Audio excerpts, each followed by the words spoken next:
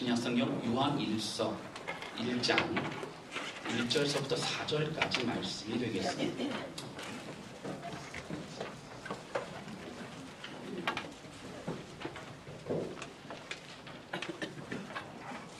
신약성경 요한 1서 1장 1절서부터 4절까지 말씀입니다.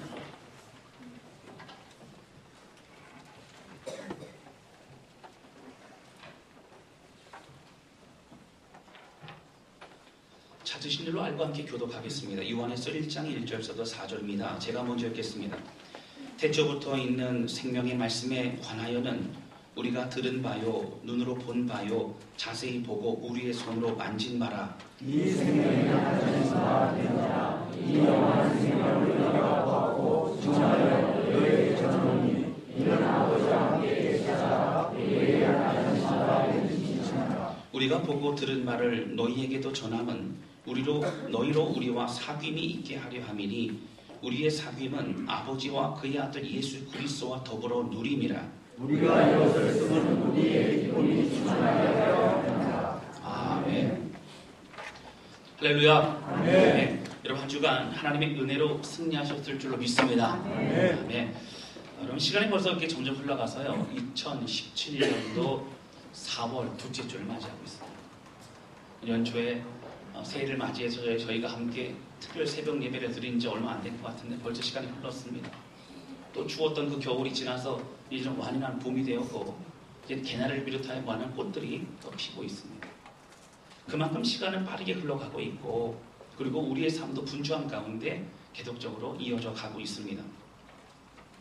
그런데 중요한 것은 우리가 인생을 살면서 빠르게 지나가는 것보다 더 중요한 것은 우리가 살아가는 지금 내가 어떠한 믿음의 삶을 누리고 있는가를 살펴보아야 된다고 하는 것입니다. 신앙생활은 그냥 하는 것 아닙니다. 신앙생활은 하나님과 함께 나가는 삶입니다. 신앙생활은 그 은혜와 사랑을 더욱더 깨달아가는 축복의 여정입니다. 저는 다스랑교회 모든 성도들이 그 무엇보다도 시간이 지날수록 더 주님을 사랑하고 시간이 지날수록 더 주님의 은혜를 깨달아가는 우리 모두가 되시기를 주님의 이름으로 축원합니다. 작년보다 올해가 달라야 되고요. 올해보다 내년이 더욱더 자라나고 축복된 성수의 삶을 누리실 수 있기를 바랍니다. 오늘은 종료주일이자 고난주간의 시작입니다. 우리를 구원하시기 위해서 이 땅에 오셔서 3년간의 공생애를 마감하는 그런 마지막 그런 부분입니다. 종료주일은 예수님께서 이제 모든 사역을 마치시고 예루살렘으로 입성하십니다. 여러분 그전에도 예루살렘에 가셨지만 예루살렘에 입성하는 그때에는 십자가에 못 박혀 죽으시기 위해서 가십니다. 그러나 드디어 예루살렘으로 입성하시는 예수님을 보면서 수많은 사람들은 군중들은 환호했고 종려나무가지를 흔들면서 그렇게 예수님을 맞이했습니다. 제가 지난 시간에 한번 말씀드렸던 것처럼 예수님은 사실 왕이 되시려고 이 땅에 오신 게 아니었습니다. 예수님은 우리를 위해서 생명을 주시고 고난 받으시고 죽으시기 위해 이 땅에 오셨습니다. 그리고 주님은 그 사명의 방향을 향하여 계속적으로 전진하시고 모든 것을 이루어 주셨습니다. 종료주일과 고난주간을 맞이하면서 우리가 예수님의 고통과 고난을 생각하며 슬퍼하기만 해서는 안 됩니다. 왜 예수님께서 십자가에서 죽으셔야만 했는가를 우리는 묵상해야 됩니다. 그 수많은 고통과 조롱을 당하셔야만 됐던 그리고 그 모든 걸 이겨내셔야만 됐던 그 이유를 우리는 묵상하고 말씀을 통해서 살펴보아야 합니다. 예수님은 영혼을 살리기 위해서 이 땅에 오셨습니다. 그리고 한 번도 하나님이 주신 그 사명을 잃어버리지 않으셨습니다. 또한 마지막까지 순종하셨고 고난과 섬김으로 죽으심으로 생명을 결국 살려주셨고 우리는 그 은혜로 인하여 이곳에 모여 예배를 드리고 있습니다. 자신이 죽으시면서까지 우리에게 생명을 주신 것을 알았다면 이제는 그 새 생명을 받은 우리가 주님을 위해서 살아야 된다고 하는 것입니다. 오늘 저는 종료주일과 고난주간을 맞이하면서 요한에서 1장의 말씀을 함께 나누려고 합니다. 이번 주 고난주간 계속적으로 요한 1서의 말씀을 가지고 은혜를 나누려고 합니다. 여러분 함께 참여하셔서 하나님이 우리에게 주시는 말씀, 예수 그리스도 이 땅에 어떻게 우리를 위해서 돌아가셨고 그리고 그 사랑으로 인하여 우리가 어떻게 살아가고 있는지를 다시 한번 묵상하고 결단하는 그런 귀한 시간 되실 수 있기를 주님의 이름으로 축원합니다. 본문의 배경을 보시면 요한일서는 예수님의 제자였던 요한 사도가 예수를 믿는 성도들에게 보낸 편지입니다. 여러분, 그러나 이 편지는 한정된 지역이나 어떤 읽는 독자가 있기 때문에 그런 특별한 대상을 향하여 쓴 편지는 아닙니다. 이 편지는 믿는 그리스도인들, 널리 퍼진 그리스도인이 함께 이것을 읽고 그리고 함께 힘을 낼 수 있도록 보낸 편지였습니다.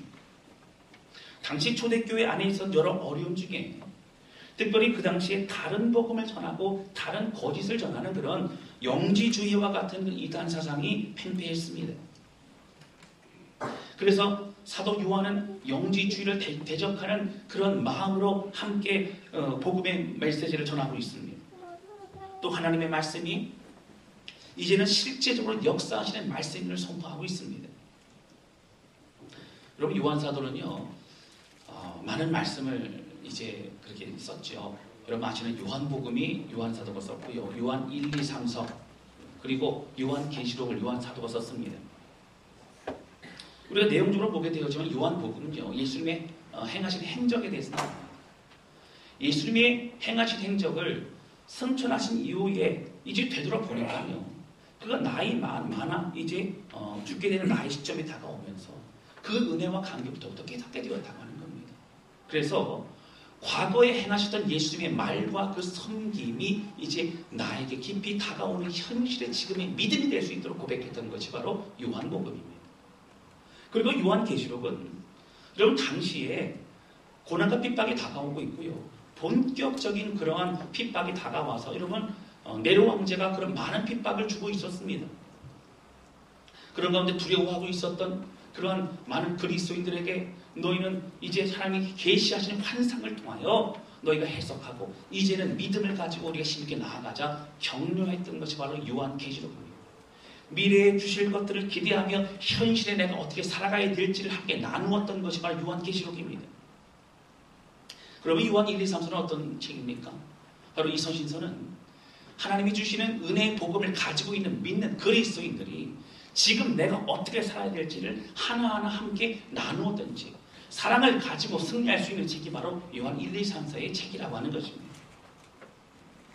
이 편지는 AD 95년경에 쓰여졌습니다. 그는 나이가 많아 죽게 되는 그때까지 그 사랑을 가지고 깊은 감격을 가지고 나아갔던 것을 볼 수 있다고 하는 것입니다.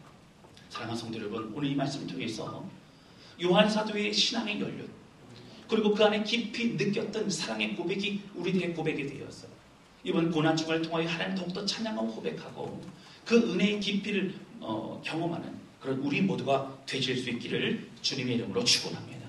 오늘 함께 나누고 난 첫 번째는요, 예수님은 생명의 말씀이라는 겁니다. 굉장히 중요합니다. 아까 말씀드렸던 것처럼 요한 사도는 요한복음과 요한 1, 2, 3서 그리고 요한계시록을 쓴 저자입니다. 요한 사도의 제일 중요했던 것은 그는 예수님이 어떠하신 분인가를 소개하는 것이 중요했습니다. 이런 다른 제자들이요, 그가 나이 많아서 죽어갈 그때까지 여러분 사실은 굉장히 많은 그가 90 넘을 때까지 여러분 장수하고 또 많은 일들을 했다고 성경은 많은 그런 책들은 우리에게 말하고 있는 걸 보게 됩니다.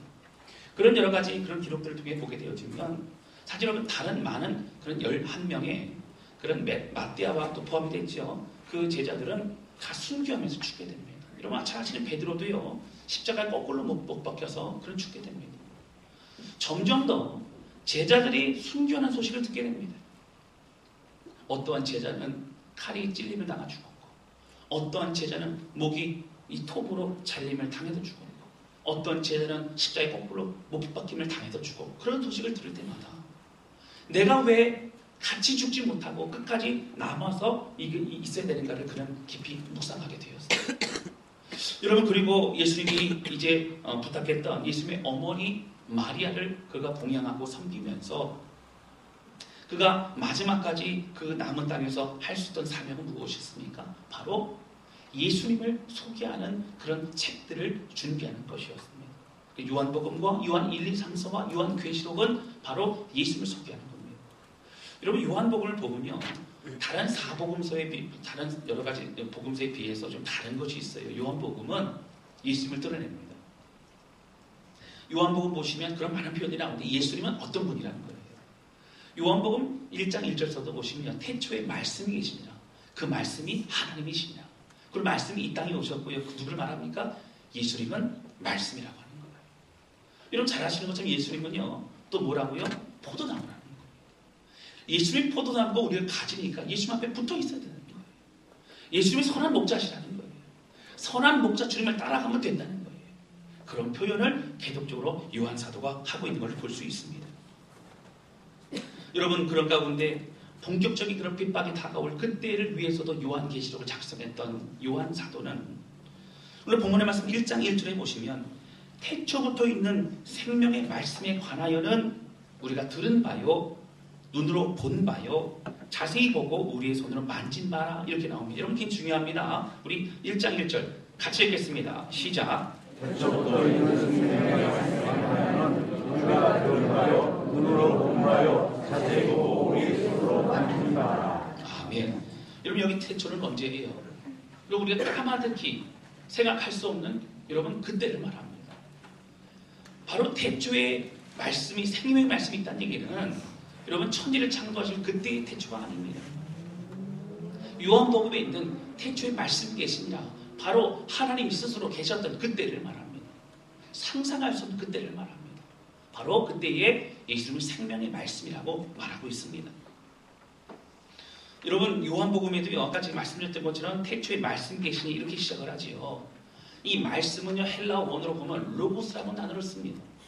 당시 헬라 문화, 철학에 있어서는요 이 로고스라고 하는 단어는 굉장히 중요한 의미를 가지고 있습니다. 이것은 에너지의 근원입니다. 이것은 모든 진리의 근원을 말하고 있습니다. 근데 그것이 누구라고요? 바로 예수님이라고 사도 요한은 소개하고 있다고 하는 것입니다. 그런데 오늘 요한 1서에는 그냥 말씀이 아니라 생명의 말씀이라고 표현합니다. 살아있는 말씀입니다. 생명을 살리는 말씀이 바로 예수님이라고 표현하고 있다고 하는 것입니다. 아까 말씀드렸지만 사도 요한은 편지를 쓸 당시에 교회들은 대표적인 이단이었던 영지주의로 혼란스러웠습니다.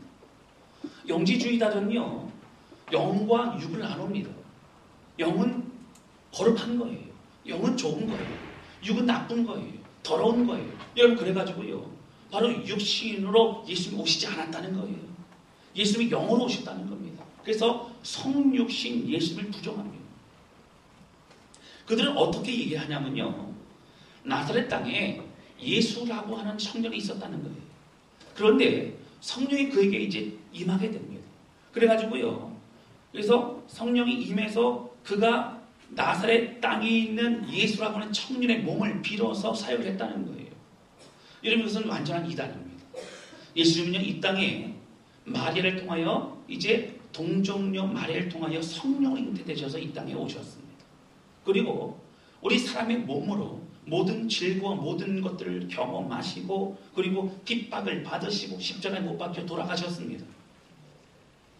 만약에 영지주의자들이 말하는 것처럼 나사렛 땅에 있는 예수라고 하는 청년의 몸을 빌어서 왔다면 십자가 사건은 우리가 의미가 없습니다.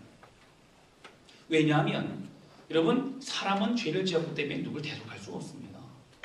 예수님이 스스로가 죄 없으신 분이 고통을 당하시고 십자가에서 죽으셨기 때문에 우리의 죄를 대속하셨습니다. 그리고 그 예수를 믿는 자들은 구원을 받는 줄로 믿습니다. 아멘. 이것이 복음입니다.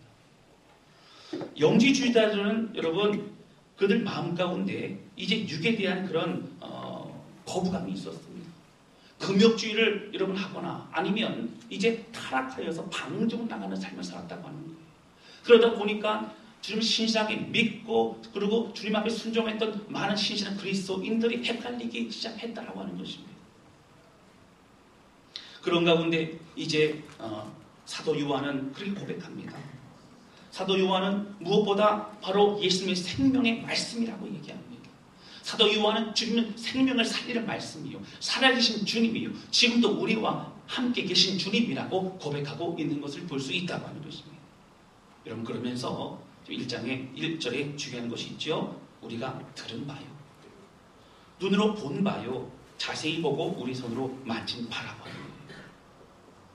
예수님은 하나님이 시대에 이 땅에 오셔서 우리가 직접 보았고 우리가 들었고 그리고 자세히 보고 그리고 만진 바 되었던 정말 실존하신 살아계신 주님이 바로 예수님이라고 담대히 선포하고 있는 것을 볼 수 있습니다. 여러분, 사도 요한은요, 그 누구보다도 오늘 확신과 믿음 가운데 선포하고 있습니다. 여러분, 보통은 그 당시에 편지를 보내게 되어지면 철저한 그런 편지의 형식이 있습니다. 여러분 잘 아시는 사도 바울의 편지를 보게 되어지면 인사말과 또 축복과 감사의 고백과 또 본론과 마무리, 그런 감사의 인사와 이런 것들이 좀 정확하게 이러면 표현되어 있죠. 그런데 오늘 사도 요한이 쓴 요한 1서에 보게 되어지면 1절서부터 예수님을 소개하고 그 감격의 마음을 여러분 담아서 거침없이 말하고 있는 것이 바로 요한 1서의 여러분 말씀이라고 하는 것입니다. 그렇게 요한 사도는 열정이 있었습니다. 요한 사도는 기쁨이 있었습니다. 그러나 그가 사실은 처음부터 그렇게 된 사람은 아니었습니다. 제가 수요 예배 때도 잠깐 말씀드린 적이 있습니다. 요한 사도는요, 여러분 마가복음 3장 17절에 보시면 요한과 형제 야고보는요, 예수님이 별명을 지어주셨어요. 거기 뭐라고 지어주셨냐면 보아너게라고 하는 별명을 지어주셨습니다. 이 보아너게는요, 바로 우레의 아들이라는 거예요. 여러분, 우레가 뭐지요? 천둥번개를 말합니다. 얼마나 성격이 그렇게 불같았으면, 얼마나 그렇게 화를 내고 급하였으면 천둥번개, 우레의 아들이라고까지 표현하고 있는 그런 별명을 여러분 가졌다고 하는 것입니다. 또한 누가복음 9장 54절에는요 이런 표현이 나옵니다. 사마리아 땅에 복음을 전하러 제자들과 예수님이 함께 갔습니다. 예수님 가셨는데요, 거기 복음을 전하고 기적을 베풀어 주는데 반응이 없어요. 배척합니다. 그랬더니요, 여러분 혈기왕성한 그런 요한 사도가 얘기하기를 이렇게 얘기합니다. 주여, 우리가 불을 명하여 하늘로부터 내려 저들을 멸하라 하기를 원하시나이까? 여러분, 예수님 가만히 계셨는데요, 주여, 저희가 좀 말씀드리는데 하늘에 불이 좀 떨어져가지고 다 저 사람들을 그냥 다 없애버리면 좋겠습니다. 굉장히 과격한 표현을 하고 있다라고 하는 것입니다. 성질이 급하고 분노의 마음을 가졌던 요한이었습니다. 여러분, 마태복음 20장 21절에 보면 여러분 이런 내용이 있습니다. 여러분, 한 번은요, 어떤 여인이 와서 예수님께 여러분 절하면서 그렇게 합니다. 절하니까 예수님께서 무엇을 원하느냐 얘기를 했어요. 그랬더니 바로 그 사람 누구였냐면 야고보와 요한의 어머니였습니다. 그가 예수님께 이렇게 얘기합니다. 나와 절하며 이르되 나의 이 두 아들을 주의 나라에서 하나는 주의 우편에 하나는 주의 좌편에 앉게 하소서. 이렇게 얘기합니다. 여러분, 다른 제자들이 앞서 얘기하기 전에 먼저 선수를 쳐가지고 예수님이 왕국이 될 때에 우리 아들 둘이 있지 않습니까? 요한과 야고보가 있는데 한 사람은 우편에 한 사람은 좌편에 앉게 해주십시오. 딴 사람보다 더 먼저 가장 좋은 자리, 높은 자리에 앉게 해주십시오. 이런 마음을 가지고 그렇게 부탁하고 있는 어머니입니다. 전체적인 부분을 그런 분위기를 저희가 확단할 수는 없지만 그러한 분위기에서 자라났던 또 요한이 아닐까 생각을 해보게 됩니다. 여러분, 이런 분위기에 성장하고 불같은 성격을 가졌던 요한이었지만 그러나 요한은 예수님의 곁에서 늘 있었던 사람이었습니다. 그 당시에 가장 젊은 청년이었을 것으로 추정합니다. 요한은 예수님으로부터 가장 많은 사랑을 받았습니다. 여러분 잘 아시는 최후의 만찬이라고 하는 그런 그림을 아실 겁니다. 잡히시기 전날 밤에 이 제자들과 함께 음식을 드시면서 이제 내가 너희에게 이게 예수님의 살과 피를 이게 빵과 포도를 먹이시면서 그렇게 말씀하셨습니다. 내가 너희를 향한 사랑과 그 고난을 너희도 기념하라. 여러분, 이 장면을 아실 겁니다. 그런데요, 거기 보게 되면요, 거기서 예수님 앞에 이제 기대어 있는 한 사람이 있습니다. 바로 그 사람이 누구죠? 사도 요한이라고 하는 거예요.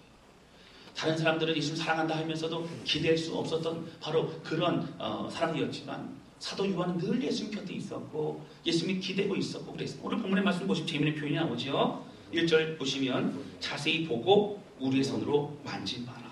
이렇게 나옵니다. 예수님이요, 이게 다니실 때마다 아마 손잡고 가자고 말했던 사람이 아마 사도 요한이 아니었을까. 손으로 만져보고 그랬던 사람이 요한이지 아니었을까. 이런 생각도 추정할 수 있다고 하는 거예요. 그만큼 애틋하고 사랑하고 가까이 있었던 그런 사람이 요한이었습니다. 우리의 아들과 같은 성격의 요한은 점점 변화되기 시작합니다.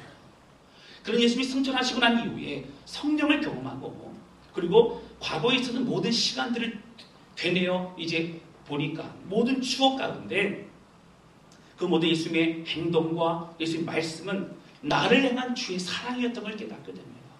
그러면서 사도 요한은 그 어떤 누구보다도 사랑의 사도가 되고 있는 것을 볼 수 있습니다. 요한복음 13장 23절에 보시면 이런 표현을 합니다. 사랑하시는 제자가라는 표현을 합니다. 자신 스스로를 얘기할 때에 요한이라고 얘기하지 않고요. 사랑하시는 제자가. 예수님이 사랑하시는 그 제자가라고 표현합니다. 그리고 나중에 깨닫고 그 은혜와 감격을 가지고 담아둘 수 없었던 요한 사도는 이제 요한 복음과 요한 1, 2, 3서와 요한 계시록을 통하여 함께 말씀을 나누고 있는 것을 볼 수 있습니다. 사랑하는 성도 여러분, 한 가지만 더 말씀드리면 여러분 우리가 잘 알고 있는 베드로에 관한 이야기가 있습니다. 베드로의 여러 이야기가 있지만 이제 그는 예수님이 잡히시고 나서요 두려운 마음을 가진 나머지 여종 하나가 불을 쬐고 있는데 물어봅니다. 당신 예수님과 같이 다니는 제자 아닙니까? 라고 했을 때에 저주하며 예수를 부인했던 사람이 바로 베드로였습니다. 그럼 이제 닭이 울기 전에 3번 부인합니다. 3번 부인하고 나서 닭이 울면서 그는 고통과 눈물 가운데 그는 도망치고 회개합니다. 예수님이 부활하셨지만 예수님 만나뵐 그런 면목이 없었습니다. 디베아 바닷가에 가서 이제 그물을 던져 물고기를 잡고 있었습니다. 그때 예수님 찾아오셨지요. 처음 베드로를 부르시던 그 장면과 같이 밤이 새도록 수고하였지만 물고기를 잡지 못했는데 오른편에 그물을 던져라. 그리고 그물을 던졌더니 수많은 그런 물고기를 잡았습니다. 베드로는 예수님인지 알았습니다. 그리고 예수님이 이제 향하여 이제 옷을 벗어 던지고 그는 수영하여서 예수님께로 나아갑니다. 예수님이 이제 떡과 물고기를 가지고 다 구워서 준비해 주셨습니다. 먹으라고 하십니다. 그리고 말씀하시기를 요한의 아들 시몬아 내가 이 사람들보다 나를 더 사랑하느냐. 여러분 그러자 베드로는 이렇게 고백합니다. 주님 그러하나이다. 내가 주님을 사랑하는 줄 주께서 아시나이다. 이렇게 3번을 부르셨고 3번을 베드로는 대답합니다. 그 3번의 고백은 눈물의 고백이었습니다. 그리고 주님 말씀하시길 내 양을 먹이라 내 양을 치라 내 양을 먹이라 이렇게 말씀하시면서 베드로를 회복시켜 주셔서 사명을 감당할 수 있는 권위를 허락해 주신 것을 볼 수 있습니다. 사랑하는 성도 여러분, 여러분 이것을요 지나고 보니까 그 당시에는 그냥 베드로가 와서 예수님 주시는 거 먹고 그냥 뭐 얘기한 것처럼 같았는데 그 사람 깨닫고 보니까 그의 눈에 모든 것은 예수님과 제자들의 사랑의 관계였던 걸 깨닫게 됩니다. 그래서 이 사랑의 고백을 그는 요한복음에서만 쓸 수 있었다라고 하는 것입니다. 사랑하는 성도 여러분, 오늘 1절의 말씀에 보면요 여러분 우리가 들은 바요 눈으로 본 바요 자세히 보고 우리의 손으로 만진 바라고 얘기합니다. 사도 요한은 예수님 승천하시고 그의 삶을 살아가면서 예수님의 사랑이라고 하는 것은 예수님의 말씀이라고 하는 것은 우리가 개념적으로 듣고 지식적으로 아는 것이 아니라 우리가 들은 것이고 우리가 본 것이고 자세히 보고 그리고 우리가 손으로 만진 것만 같은 그런 실제적으로 다가오고 경험하는 그런 사랑이요 말씀이라고 사도 요한은 고백하고 있는 걸 보게 됩니다. 사랑하는 성도 여러분, 저는 우리가 드리는 매 예배마다 우리에게 주시는 생명의 말씀, 사람들을 살리는 말씀, 우리를 사랑한다고 말씀하시는 이 말씀이 요한 사도와 같이 이런 고백을 주 앞에 드릴 수 있는 은혜의 예배를 드리는 저와 여러분 되실 수 있기를 주님의 이름으로 축원합니다. 사랑하는 성도 여러분, 이번 한 주간은요 고난 주간입니다. 많은 사람들 고난에 동참하기 위해서 금식도 합니다. 어떤 사람들 작정의 기도도 합니다. 특별히 다산한 교회는 특별 새벽 예배를 하나님께 마음을 드립니다. 여러분 그런 중요한 것은 고난 주간은 매년 찾아오는 연례 행사가 아니라 오늘 우리의 삶은 주의 은혜로 인해 살아가는 것을 고백할 수 있는 믿음의 삶이라고 하는 것입니다. 사랑하는 성도 여러분, 저는 우리 모두가요 주님의 그 사랑을요, 요한 사도와 같이 우리가 들은 바요, 그리고 우리가 본 바요, 자세히 보고 만진 바 된 그런 놀라운 은혜 날마다 경험하며 그 은혜와 감격으로 살아가는 저와 여러분 되실 수 있기를 주님의 이름으로 축원합니다.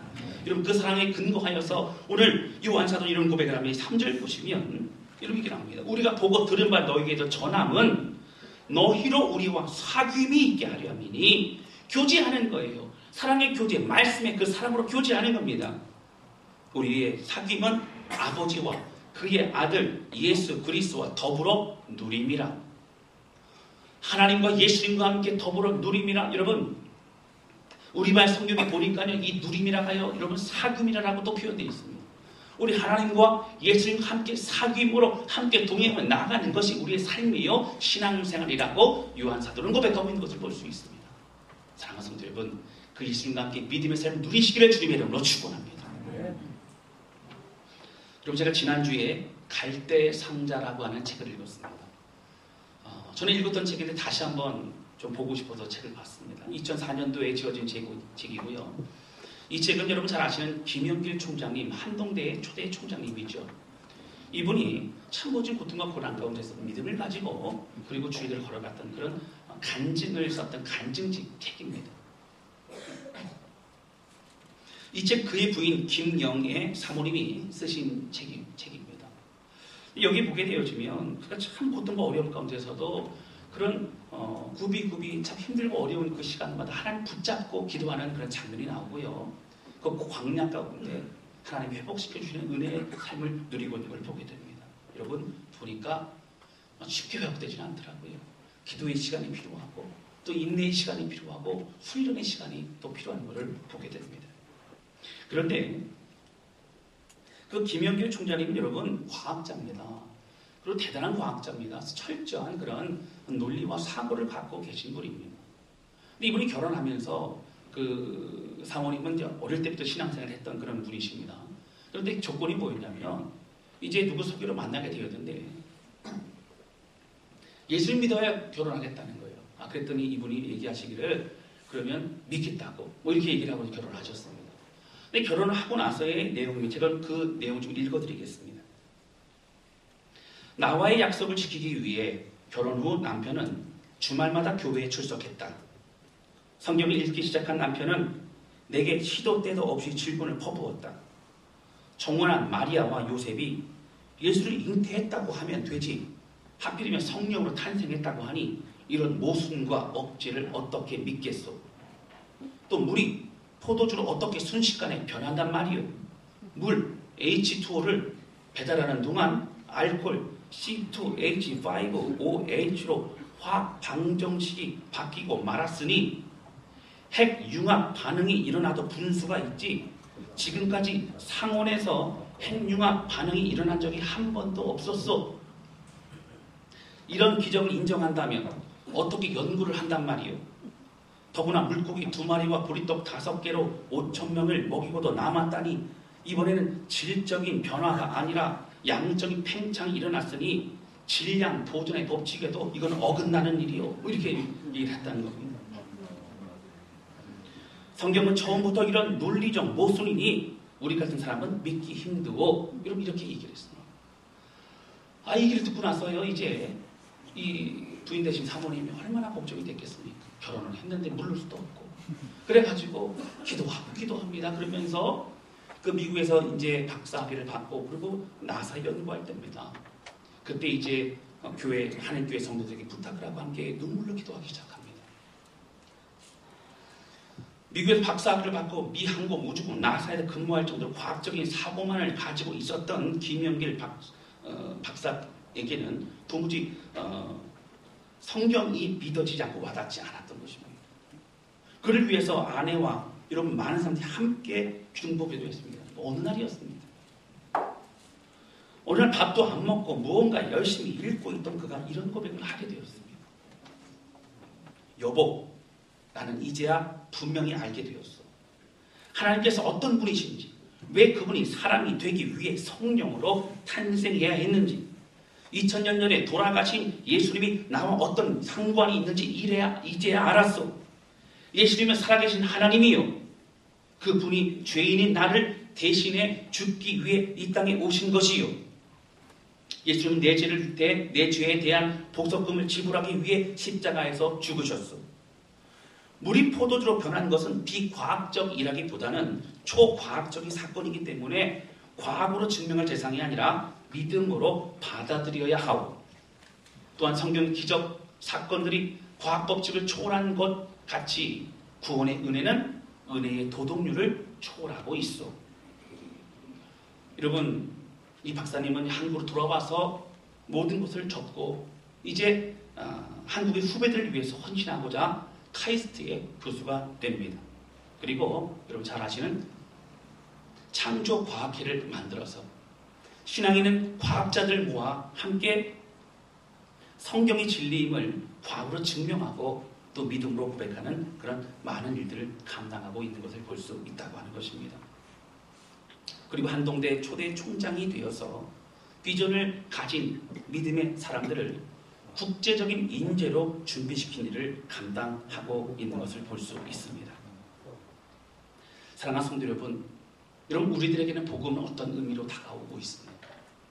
여러분 혹시 김영기 총장님과 같이 오늘 우리도 논리적이고 이론적으로만 받아들여서 도무지 이해할 수 없는 말씀이라고 받아들이고 있지는 않습니다.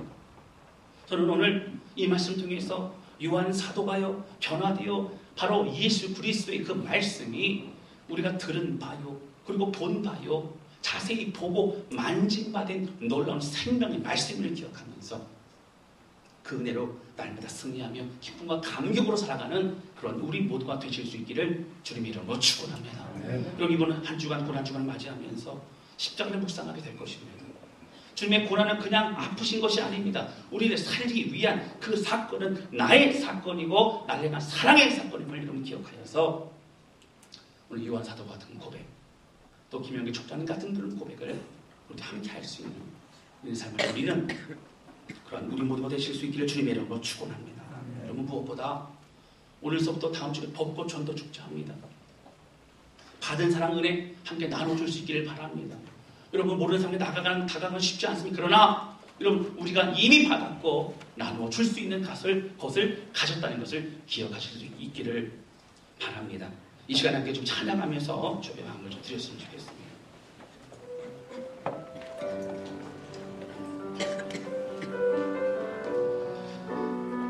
여러분 사도 요한이 고백했던 것처럼 우리는 이미 예수님의 사랑을 많이 받았고 가지고 있습니다. 그리고 그 사랑은 지금 실제 우리 가운데 역사하시고 우리 가운데 말씀하시고 다가오시는 주님이시라고 하는 겁니다.